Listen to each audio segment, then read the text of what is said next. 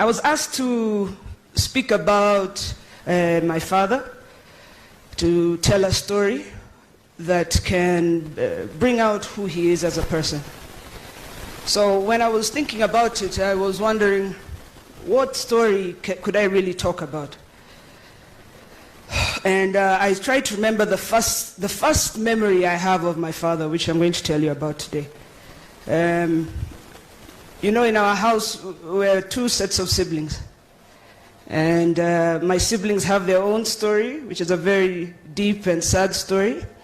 So I will not speak about it today because it's not my story to tell. I remember when I was younger, he was always working. He was always working, and he would always come home late, around 11:15, and he would leave by 6 in the morning. So I remember wanting to wait for him. And then Mama would have told me to go to bed at 9 o'clock. And those days I used to share a room with my brother and my sister. And our rooms were facing the gate. So when the car would come, I would get out of bed and I would rush downstairs and open the door. But the key used to be put so high up. So I used to take a broom and hit the key until Mama tied for me a rope where I could reach the key. So I would open the door. And when you open the door, I would see him there with a briefcase, his newspapers, and a big phone. And when you'd see me, he would get so excited. He used to pick me up, he'd put me on his shoulders, and we would go around the sitting room. And he used to sing this nursery rhyme. It was in Dulu, I don't remember the words. But I remember it was about a donkey. And it would go something like that. Then at the end would go, hee-haw, hee-haw, hee-haw. And he used to do that, hee-haw. And we would collapse on the chair. And he used to do that, hee-haw. And we would collapse on the chair. Then he would sit on the chair. I would go down quickly. I'd untie his shoes, take his shoes to the door, take the briefcase to the room with the phone, put it on the charger. I walk into the room. Mama is asking me why I'm still awake. Then I'd run downstairs. We'd watch the 11 o'clock news and see you next time. So next time was it wasn't today, tomorrow, whatever. It was long periods of time. So one day I asked him, where do you go? Why do you always come so late? What do you do? And he told me, I'm going to show you where I go.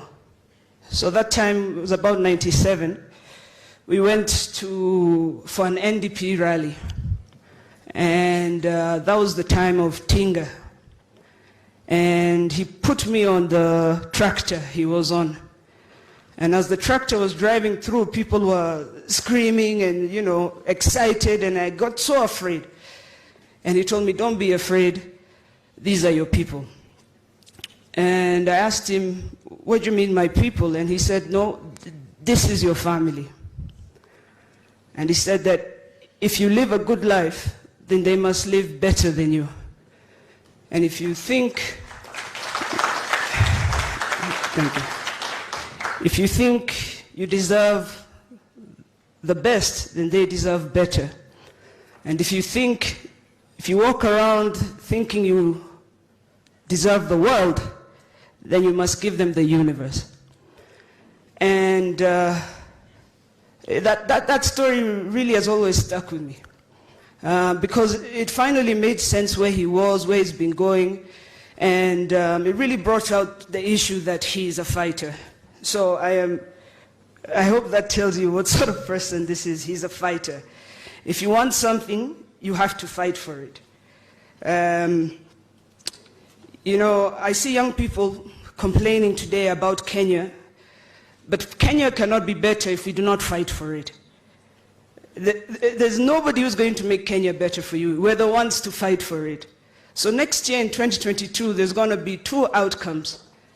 Either something very good will happen, or something terribly bad will happen. And so you have to get up and fight against those forces.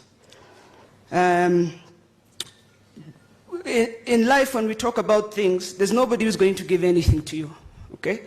Even if somebody comes to the church and gives you 10 million, that doesn't make you a millionaire, all right? We have to get up and we have to fight for it. There are things we want. We want jobs. Baba, tunataka wera. We want jobs, real jobs, sustainable jobs. And that won't come for us sitting in the house. So sometimes naona huyu msee akifight, and I'm wondering, why doesn't he just stay at home with us? And I realized the fight is part of the fight. You have to join the fight and go with him. So hiyo mambo ya kukaa kwa nyumba ati msee fulani au fulani will fight for you, hizo ni jokes. You have to get up, join the fight. And the first step to the fight is to register to vote. So tell your friend, tell a friend, tell another friend, for heaven's sake, we have to register to vote. I'm proud to have a father like Baba. I see somebody who is still fighting for us after all these years. And by us, I mean you people, the people of Kenya. Because as a family, we've never really owned him. He's always been out with you guys. So you're the real owners of him. You're the ones he spent 8 years in detention for. You're the ones he spent those long nights out for and weeks away from home. And you're the ones who time after time he shakes hands for. And so I would just implore everybody to join the fight. Now, Ngugi, nimesikia you're looking for a second wife.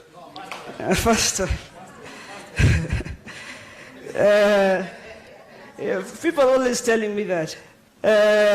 Tell them that I said Winnie Odinga will get married in 2022 on the lawns of State House. So, and you're all invited. So if you want that to happen, go register to vote. Thank you very much.